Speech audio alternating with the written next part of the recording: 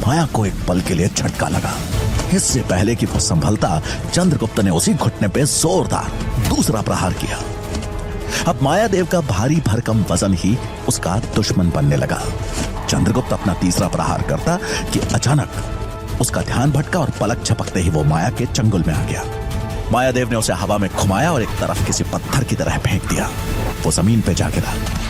चंद्रगुप्त ने अपने को संभाला और उससे पहले कि मायादेव अगला वार करता, उसने उस शोर में दबी हुई दूर से आ रही एक चीख सुनी और तुरंत वहां से तेजी से भाग निकला। इससे पहले कि कोई कुछ समझ पाता, एक आदमी दौड़ते हुए वहां आ पहुंचा और मन्ना की तरफ देखते हुए बोला, आपकी पत्नी को वहाँ पशुशाला में उस आदमखोर तेंदुए ने घेर लिया है। उनके प्राण संकट में हैं। जल्दी चलिए।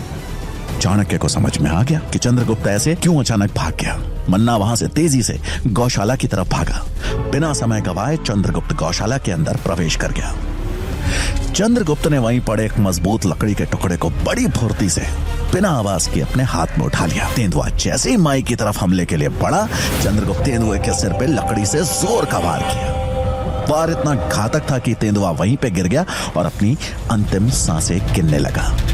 माई, अब आप सुरक्षित हो। मैंने तेंदुए को मार दिया। तुम ठीक तो हो?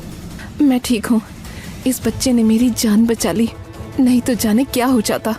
मन्ना हैरान था कि जिसे उसने सबसे कमजोर बालक समझा था, आज उसने ऐसा कारनामा करके दिखाया जो बड़े से बड़े सूरमा भी ना कर पाए। वीर का परिचय उसकी शारीरिक बनावट से नहीं, बल्कि उसके साहस से होता है, और साहस भीतर से जन्म लेता है। मन्ना देव चाणक्य की प्रतिभा को समझ चुका था कि ये कोई साधारण आचार्य नहीं, बल्कि बहुत बुद्धिमान और अनुभवी आचार्य है। मन्ना देव, जिसके लिए अभी तक छोटा चंद्रगुप्त बस एक गुलाम था, आज उसके जाने पर भावुक हो गया। चंद्रगुप्त और चाणक्य उनसे विदा लेकर वहां से चल दिए। चाणक्य को अब तक्षशिला जाने से पहले अपनी पत्नी यशोधरा से मिलना था। यशोधरा, मुझे लगता है कि ज्योतिष माधवाचार्य की भविष्यवाणी सच होने वाली है। मैं राजा तो नहीं बना, लेकिन मैंने इस बालक को राजा बनाने का प्रण लिया है और मैं इसे पूरा करके रहूंगा। सूरज की पहली किरण निकलने तक चाणक्य और चंद्रगुप्त मगध की सीमा से बाहर निकल चुके थे। कुछ ही दिनों में चाणक्य तक्षशिला विश्वविद्यालय के द्वार पे आ पहुंचे। चाणक्य के चेहरे पर एक शांत मुस्कान बिखर गई। तक्षशिला का विशालकाय प्रांगण देख चंद्रगुप्त के चेहरे पे उत्साह था। चाणक्य चंद्रगुप्त को एक जगह प्रतीक्षा करने की बात कहकर आचार्य कक्ष की तरफ चल दिए, जहां विश्वविद्यालय के कुलपति और बाकी शिक्षकगण भी मौजूद थे। कुलपति महोदय और सभी शिक्षकगण, मैं यहाँ अपने साथ एक बालक को लाया हूँ जिसका नाम चंद्रगुप्त है। उसकी क्षमता का परीक्षण करने के बाद ही मैं उसे अपने साथ तक्षशिला लेकर आया हूँ। मैं चाहता हूँ कि आप सभी शिक्षकगण उसे गुरुकुल में शिक्षा हेतु औपचारिक प्रवेश की अनुमति दें। कुलपति महोदय, मैं आचार्य चाणक्य को याद दिलाना चाहता हूँ कि तक्षशिला में छात्रों के प्रवेश के लिए निश्चित परंपरा है, जिसकी गरिमा को हमें बनाए रखना होगा।